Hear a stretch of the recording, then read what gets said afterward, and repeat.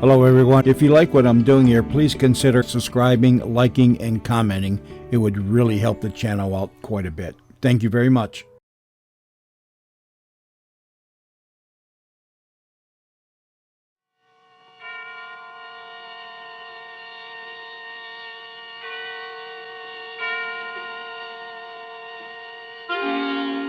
Suspense.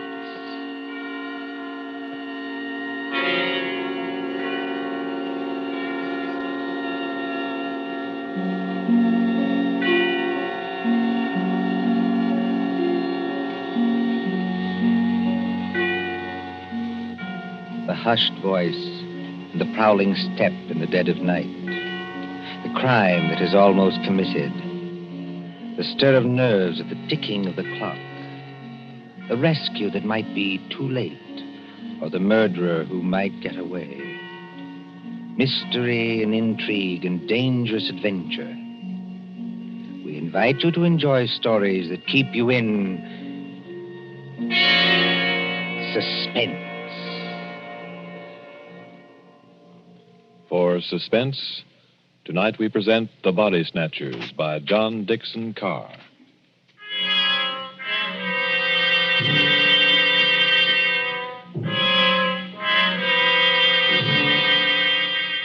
Beware of the body snatcher who prowls after dark. Beware of the graves he robs. Beware of the murders he commits to provide new corpses for the doctors. Up to the year 1832, the body snatchers terrorized England. According to the law, only 4 bodies a year could legally be supplied to the surgeons for anatomical study. And even these were a monopoly granted to the Barbers and Surgeons Company of London. But the study of surgery had to go on. In hundreds of medical schools all over England, perfectly reputable doctors were compelled to buy bodies and ask no questions. In 1828, burst the scandal of Burke and Hare, who found grave robbing too slow and murdered 16 persons in order to supply Dr. Knox of Edinburgh. And so, out of basic good purpose, sprang the evil of The body snatcher.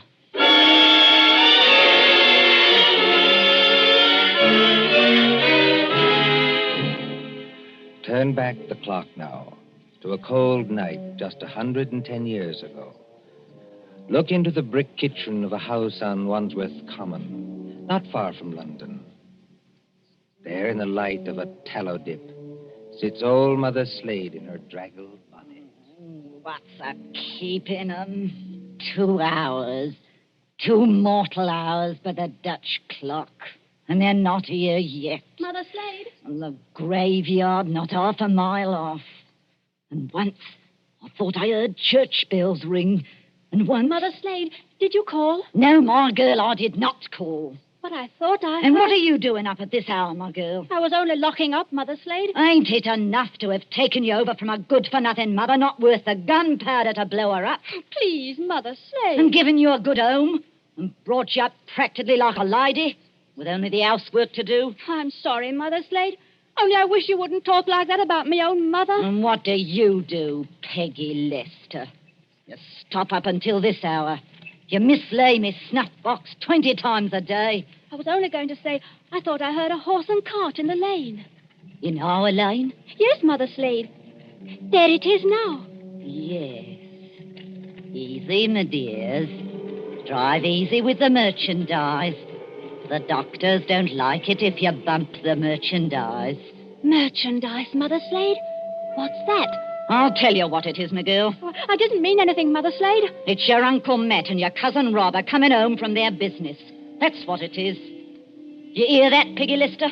I didn't mislay your snuff box. It's on the table. And if you don't want me to take my fingernails to you instead of a strap, you get on up to bed this minute, do you? Yes, Mother Slade. I'm a-coming, my dears. Don't be impatient. I'm a-coming. Nasty dim light this candle gives. Oh, old Mother Slater's got the rheumatics so cruel she can hardly move. Just pull back the bar Open the door. Well met. Did you get it? Did we get it?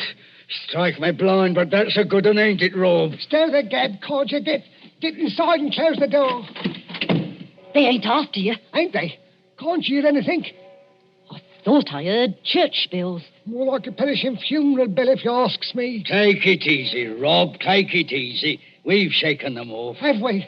I wish I was as certain as some people.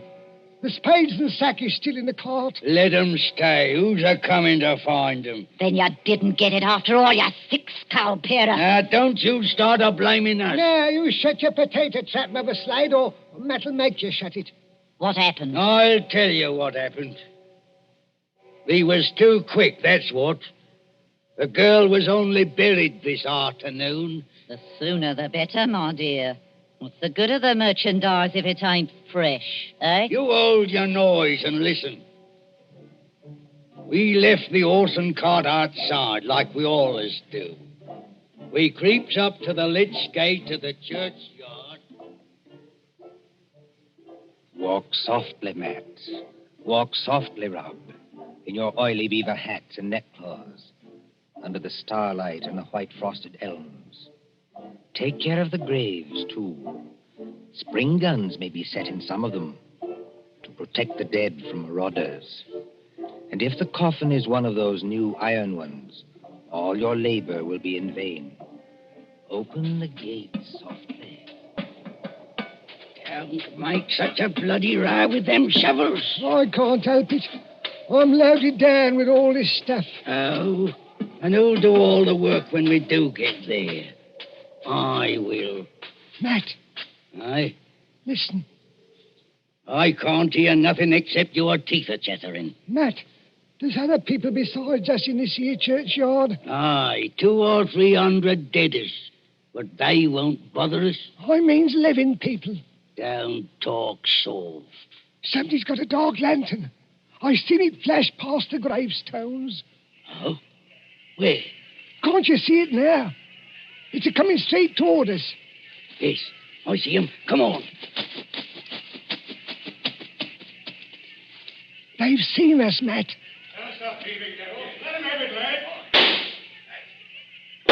Easy, does it, Rob. Down beyond the gravestones. Crouch down. They can't shoot through stone. Matt, it says here, sacred to the memory It's of... the girl's relatives. They've been watching her grave. All the great boys. They want to get up now, they'll have to climb the wall. Oh, Struth. If only I had me Barkers. First time in 2 years I've gone without a brace of pistols, and this happens. But you ain't got your barkers, Matt Patterson. I got what's just as good. Give me a shovel. What are you going to do? Charge 'em. This here shovel's got a nice edge. Are you daft? They'll have to take time out to reload, won't they? Hear that? Somebody started the bell. That'll bring down every peeler within a mile. If you want a tithing ticket and a neck in a rope, stop where you are. But if you don't want to get scragged before your time, follow me. That's all there is to it, Mother Slade. We went out by the gate, and blow me if they could stop us. You perishing numbskulls. Did they recognize you? No. We had our neckerchiefs round our eyes. And did you do it? I don't know. There's blood on the shovel. No, there ain't, Mother Slade. I wiped it off. Anyway, we're here. What I want now is a Christian fire to sit by, and a drop of spirits to warm my stomach. There's no spirits in the house, Matt Patterson. Don't you lie to me, you ugly mouth. Let go me hand, Matt Patterson. I'm warning you. Better let it go, Matt. There's no spirits. Only half a loaf of bread. Don't I know it? I haven't tasted a drop of gin all day. And the black dog's on me back. Well? Hark at what I say. The doctor was promised a corpse tonight. All right, dearie, he gets a corpse tonight. Oh, there's that funeral bell again. What's the clock, old hag? Come on, spit it out. A nice young corpse without any trouble or bother. Aye? What about young Peggy upstairs. Strike me blind. What about it, eh? You'd have to be mighty careful. Why? You'd have to smother her with a pillow while I sit on her legs. That's what Burke and Hare done up in Edinburgh. Then you don't leave any marks on them. See? You're off a tick. Wait. What? If the doctors see they've been polished off, just plain murdered, they won't have nothing to do with it. Leastwise, they don't like it. Like it or not, dearie, they all do. Who's buying the beef tonight? Dr. George Arnold. Him? The young fella out Fulham way? That's the man, dearie. But I thought he was too pious and holy to play. That's what Dr. Arnold thought, too, till they started putting the screws on him at Bart's College. No corp, they said to him, no lecture.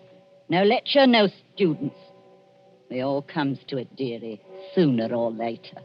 What beats me is why they got to have these bodies. You'd think the doctors killed enough people as it is, without buying them after they was dead. Don't you question the ways of Providence, Matt Patterson. You can't do it, Matt.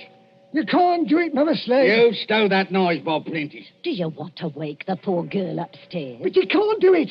This cove Arnold, he knows her. Arnold knows who. He knows Peggy. Peggy fair worships the ground he walks on. Oh. He set her arm once when Mother Slade broke it, accidental-like, and she can't forget him. What's Arnold going to think when he opens up the sack and he finds What his... can Arnold do? He's bought her, ain't he? He can't go to the police and say he's bought her. Peggy. Peggy Lester. Don't do it, Mother Slade. Don't do it. And how do you two thickheads know what Mother Slade is going to do? You're going to kill her, ain't you? Peggy. Peggy Lester. I thought I heard her moving about upstairs. You did, Mr. Milk and Water. She's on the stairs now. Rob, you're the least to be depended on. Go out and fetch in the sack. Don't do it. It'll bring us all bad luck. Matt, you're a lad after me own heart. You stop where you are and do just as I tell you. Trim the candle. Let's have it all nice and snug. What'll she bring, do you think? 15 guineas. Maybe 20. Maybe more. 20 guineas? Strike me blind. But this is a way of doing business that I like. Listen. Did you call me Mother Slade? That's right, my ducky. That's right, my little pet. Put your wrap around you and your slippers to keep your feet warm and come right down here to Mother Slade. I'm coming, Mother Slade. I'm coming.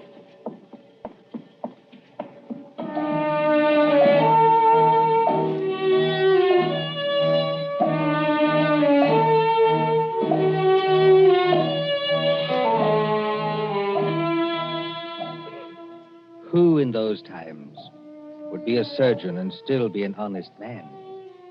At that drugged hour of the night, look into the sitting room of a spacious house.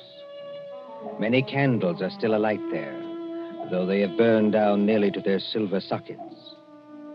There is Chinese paper on the walls and a turkey carpet underfoot. In front of the fire, now almost out, sits Dr. George Arnold with his bottle green coat and heavy hair.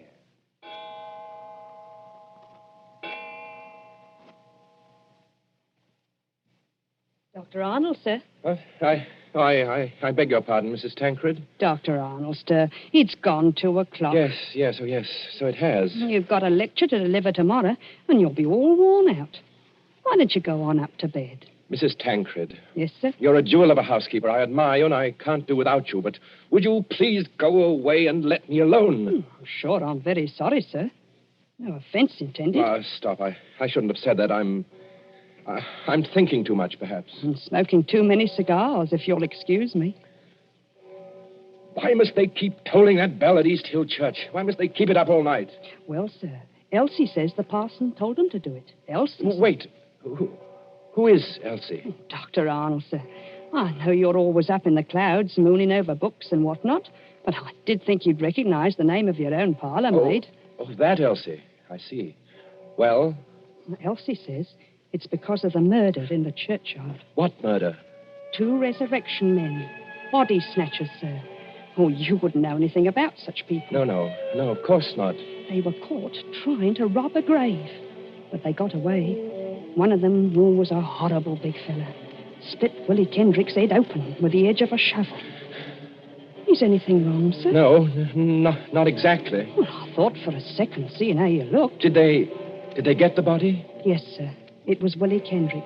His head was split open with a shovel. No, I mean, did these resurrection men get what they were after? No, sir. Thank God. Oh, you may well say that, Doctor. I wasn't exactly speaking in the religious sense, but never mind. Well, Elsie says there are what she calls peelers all over the place.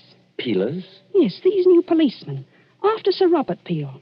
And somebody from the new detective police that they're using instead of the Bow Street runners. Well, Mrs. Tancred, I'm going to smoke one more cigar, and then I'm going to bed. Very good, sir. You see, sometimes you give orders, then it's too late to recall them. Whatever the medical practice is, you can't look your conscience in the face afterwards. Then, I can't tell you how or why, a miracle comes along and saves you, and you're free, What was that? Sounds like a horse and cart in the drive, sir. Mrs. Tancred. Yes, Doctor? Will you please go upstairs? Now, make haste. Well, if it's visitors, sir, or even a patient... Mrs. Tancred, you heard my instructions. Obey them. Sir, there's the front door Yes, bell. I heard it. For the last time, go away. I will admit whatever visitors we have. Yes, sir.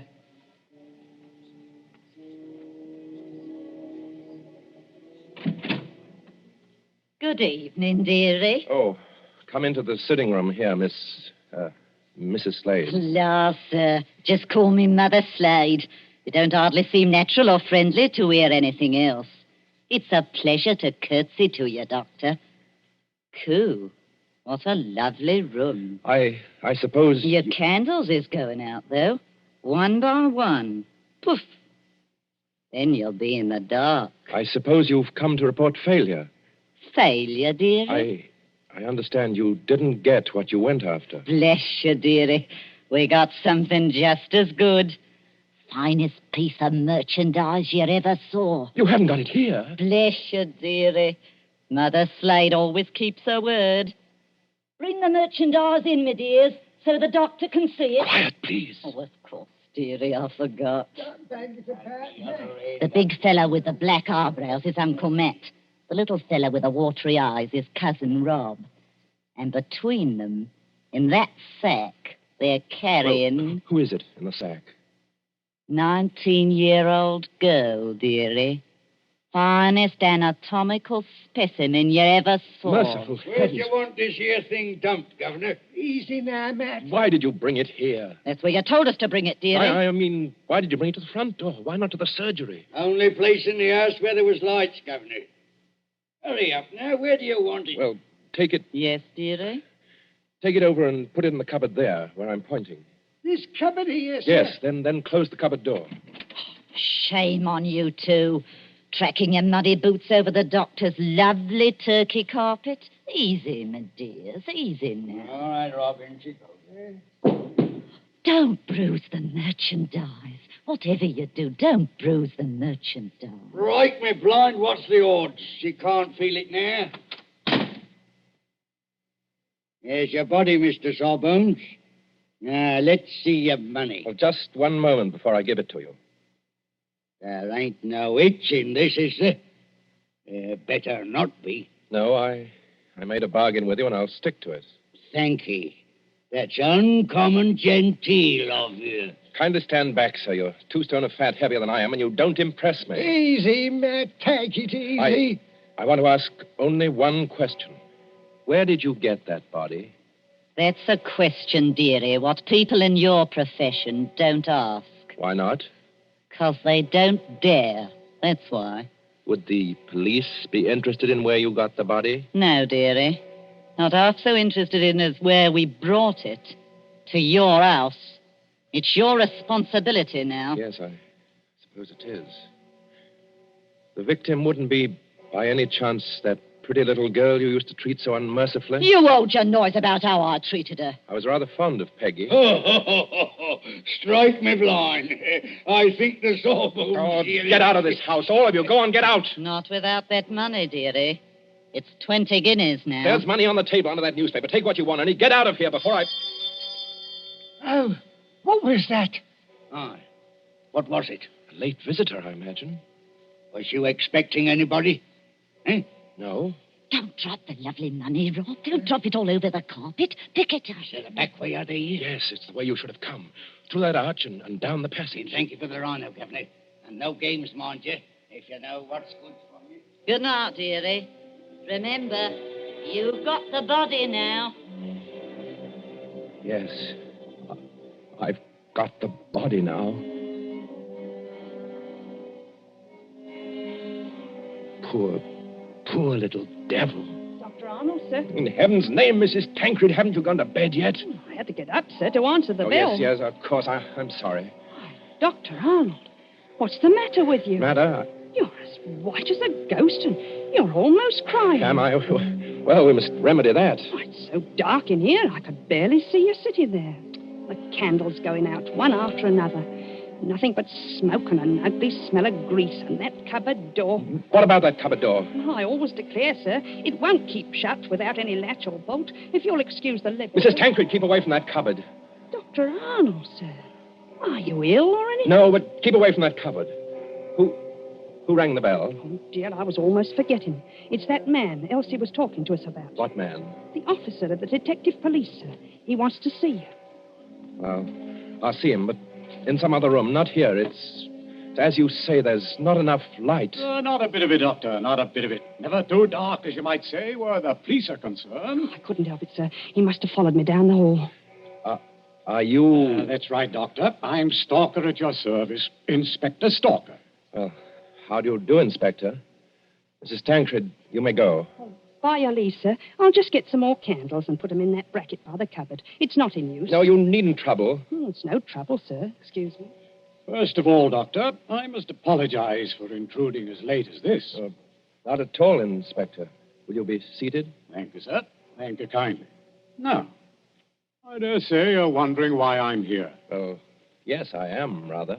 It's a bad business, Doctor. A very bad business.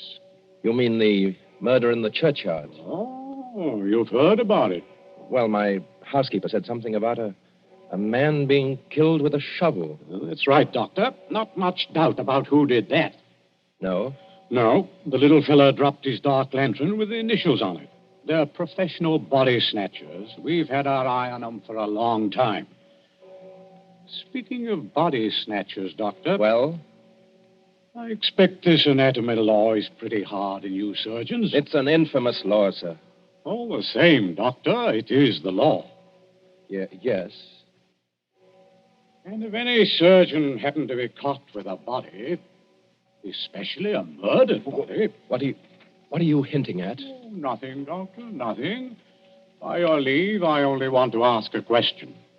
Well? What time did your friends leave? Now, come, Doctor. As one man of the world to another, do you see any green in my eye? You are not going to say you had no guests when their horse and cart are still at your front door. They didn't get away. No, Doctor, they didn't. They made a little reception committee as they left by the back door. Darbies on the wrists. Snap. Just as I might reach out and touch your wrist. Like this. What do you mean by darbies? Handcuffs. I've got a pair in my pocket. Gags into their mouths. That's to keep them from biting. Look, do we have to go on with this? You already seem to know everything I could tell you. Not exactly everything. I don't know, for instance, where you've hidden the girl's body. You're a very diligent man, Inspector Stalker. Thank you, sir. I try to do my duty. You said a girl? These gin-muddled degenerates have been watched every second since they left East Hill Churchyard. They hadn't a body then, but they brought one here. And there's only one other person who lives in the same house with them. Dr. Arnold, sir. Mrs. Tancred, listen to me. Yes, sir. Must you always break in with the most completely ill-timed entrances at all the worst period of my life? I was only trying to be helpful, sir. That's right, madam. Always be helpful. You had to have some light. Here's the candles, sir. 5 of them, in a big candelabrum. We can hang them in the bracket. Ma'am, hold up that light. Hold it high. Really, sir? I'm not in the habit of being spoken to as Hold it high, I tell you. Do as the inspector tells you, Mrs. Tancred. This is a very fine carpet you've got here, Doctor. Yes, others have admired it tonight. But it oughtn't to have footprints on it. Muddy footprints. Footprints leading from the door, past the sofa, past the hearth, over To that cupboard. Quite correct. I think that's done it, Dr. Arnold. I think it has, Inspector Stalker. We couldn't have proved anything against you for that churchyard business, but this... Let me open Bluebeard's cupboard, Inspector. Let me be the first to show you what's inside. You wanted a certain body. It appears you've come to the right place. Now, look. Lord Almighty. I'm the body, Mr. Police. Standing up, I'm very much alive. And I'm wearing a nice new dress that the doctor gave me. That I gave you. Don't say anything. Please don't say anything. Stop a bit, miss. Aren't you Peggy Lester? Yes. Just because the doctor has to be so terribly respectable and a girl who's fond of him has to come here in secret. Wait a minute, everybody. Peggy Lester, you're lying. I am not lying. So that's it. Why didn't I guess it? It's the oldest body snatchers trick in the world. Is it? Of course, the old pinch penny like Mother Slade couldn't sacrifice a good household grudge. Of course they brought the body here, instead of taking it to the surgery, where it might get locked up. Could you be persuaded, Inspector, to tell us just what you're talking about? The body snatchers, sir. Well, what about them? They take a living accomplice and put him into a sack and sell him to a green doctor as a dead man. Yes, but see here, They get the best price they can. Then in the middle of the night, that accomplice gets up and robs the doctor's house. And the doctor can't tell us because he's bought illegal goods. I never intended to go through with it. No, young woman? I tell you, I wasn't going to rob the house. They made me do this. I was going to tell Dr. Arnold. When I found out where they were taking me, I pretended to go through with it so I could warn the doctor. They can hurt so much, you'll agree to almost anything. Oh, that sounds like the truth, but it puts me in a funny position and no mistake. well, your 3 murderers, Inspector, seem to be leaving. Yes, they're leaving right enough. Trussed up like fowls and under guard. Does anybody go with them? Well, how can anybody go with them? I'm willing to believe this girl acted under threats. She's committed no crime. And I don't for the life of me see how we can touch you. Can't touch me? No, sir. And confound you for making me lose a night's sleep. There's no body. You didn't even buy a body. Will you tell me, Doctor, just what crime you've committed?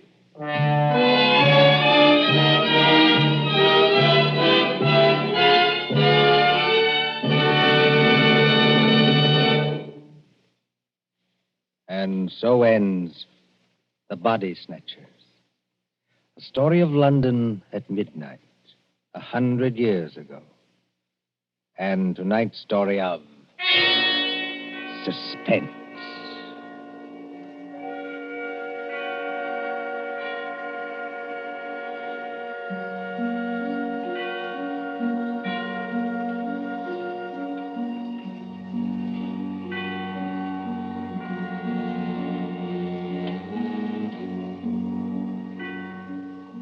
Columbia presents these tales of mystery and intrigue and dangerous adventure for your relaxation and enjoyment.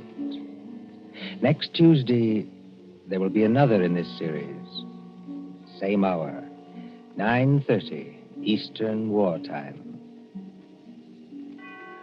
William Spear, the producer, John Dietz, the director, Alexander Semler, the composer, conductor, and John Dixon Carr, the author, are collaborators on Suspense. This is the Columbia Broadcasting System.